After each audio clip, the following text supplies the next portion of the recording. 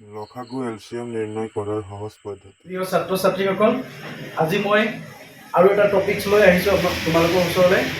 আজি লসাগুৰ বিষয়ে আমি আলোচনা কৰিম।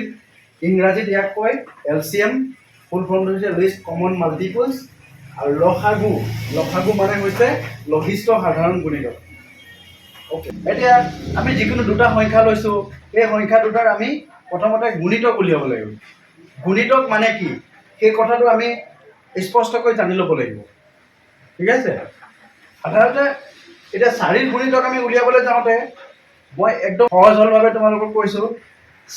4 সংখ্যাটো আচলতে প্ৰথম গুণিতকটো হ'ব অকল 4, নিজৰ এটা গুণিতক। তাৰপিছত 4 এগুণ 4, 4 দুগুণ 8, 4 3 গুণ 12, 4 4 গুণ 16, 4 5 গুণ 20, 4 6 গুণ 24। এনেদৰে আমি গুণিতকবিলাক লিখিব পাৰোঁ। ঠিক আছে, এইখিনিতে কথা এটা কওঁ, মই গুণিতকৰ বিষয়ে দুটামান কথা কৈ দিওঁ।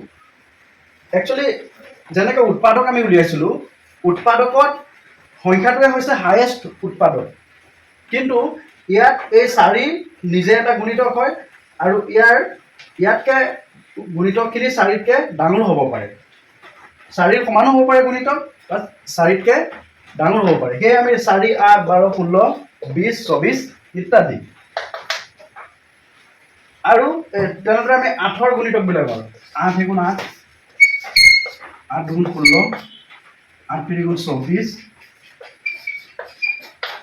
8 4 গুণ 32, 8 5 গুণ 40, 8 6 গুণ 48, এনেকৈ দৰ গৈ থাকিব। এতিয়া এটা কথা চাওঁ, আমি এটা সাধাৰণ গুণিতক উলিয়াব লাগিব। ইয়াৰ পৰা সাধাৰণ গুণিতক মানে মিলি থকা। 4 আৰু 8ৰ গুণিতকবিলাক আমি ইয়াত লিখিলোঁ। এই গুণিতকখিনিৰ ভিতৰত কোনবিলাক গুণিতক মিলি আছে। ইয়াত আমি চাওঁ, যদি ইয়াত 8 মিলি আছে, এনেকৈ 8, আৰু কি মিলি আছে, 16 মিলি আছে, 16 মিলি আছে, আৰু কি মিলি আছে, 24ও মিলি আছে। মই এতিয়া আঠডাল টানিছোঁ। এতিয়া তোমালোকে মোক কোৱা, এই মিলি থকা গুণিতকবিলাকৰ ভিতৰত আটাইতকৈ সৰু লঘিষ্ঠ কোনটো হ'ব? 8 হ'ব। হ'বনে? 8 হ'ব। কিয়নো 16টো ডাঙৰ, 24টো ডাঙৰ, কিন্তু আটাইতকৈ সৰু কি হ'ব? 8।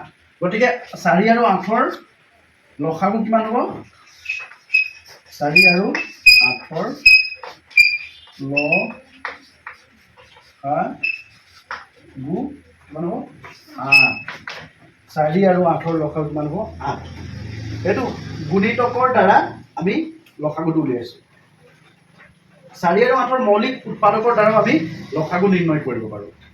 ঠিক আছে, এইটো পদ্ধতিৰ দ্বাৰা একচুৱেলি বহুতো মই ছাত্ৰ ছাত্ৰীক দেখিছোঁ, তেওঁলোকে লসাগু উলিয়াব নাজানে, কেনেকৈ উলিয়াই সেই কথাটো নাজানে। গতিকে যিসকল ছাত্ৰ ছাত্ৰীয়ে এই বিষয়ে নাজানে, তেওঁলোকক মই ৰিকুৱেষ্ট কৰিছোঁ, ভিডিঅ'টো যদি চাই বা কিবা যদি বুজি নাপায়, বা মই ধুনীয়াকৈ আকৌ এবাৰ বুজাই দিম।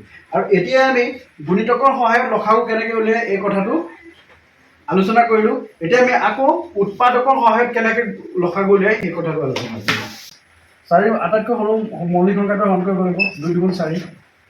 ঠিক আছে, আকৌ 8ৰ তেনেকৈ আমি মৌলিক উৎপাদক উলিয়াম, 2 4 গুণ 8, 2 দুগুণ 4। ঠিক আছে, এতিয়া আমি কি কৰিব লাগিব, 4 পাতিলোঁ, 4 উৎপাদকখিনি লিখিলোঁ, আৰু 8ৰ উৎপাদক লিখিলোঁ, মৌলিক উৎপাদক 2 পূৰণ 2 পূৰণ 2, 3টা 2। গতিকে ইয়াৰ পৰা আমি লসাগুটো কেনেকৈ উলিয়াম, যিখিনি এই উৎপাদকখিনি মিলি আছে, মিলি থকাখিনি আমি এনেকৈ তলত পাতিব লাগিব, আৰু যিটো নিমিলা আছে এইটো পাতিব লাগিব।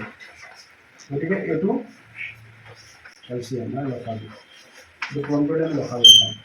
এইটো মৌলিক উৎপাদকৰ সহায়ত লসাগু কেনেকৈ নিৰ্ণয় কৰে, এইটো তোমালোকৰ দেখুৱাম। ঠিক আছে, এতিয়া চুটি নিয়ম হৰণ পদ্ধতিৰে কেনেকৈ লসাগু উলিয়াব সেই কথাটো মই তোমালোকক কৈ দিম। 4, 8 দুটা সংখ্যা কিহেৰে বিভাজ্য? যিহেতু 2ৰে বিভাজ্য। 4 দুগুণ 8, 2 দুগুণ 4। গতিকে 2 এটা আমি ইয়াত লিখিলোঁ, 2 দুগুণ 4, আকৌ 2 4 গুণ 8। আকৌ তেনেদৰে এইটো কিহেৰে যাব? 2 এগুণ 2, 2 দুগুণ 4, 2 দুগুণ 4, 2 4 গুণ 8। আকৌ 2ৰে 2 এগুণ 2। এতিয়া এই সংখ্যাবোৰ কি কৰিব লাগিব? পূৰণ কৰিলে আমি লসাগুটো পাই যাম। এই সংখ্যাবোৰ যদি আমি পূৰণ কৰি দিওঁ,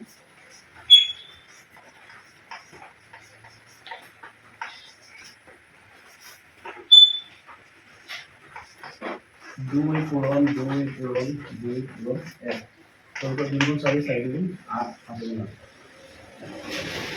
ঠিক আছে, বুজি পালানে?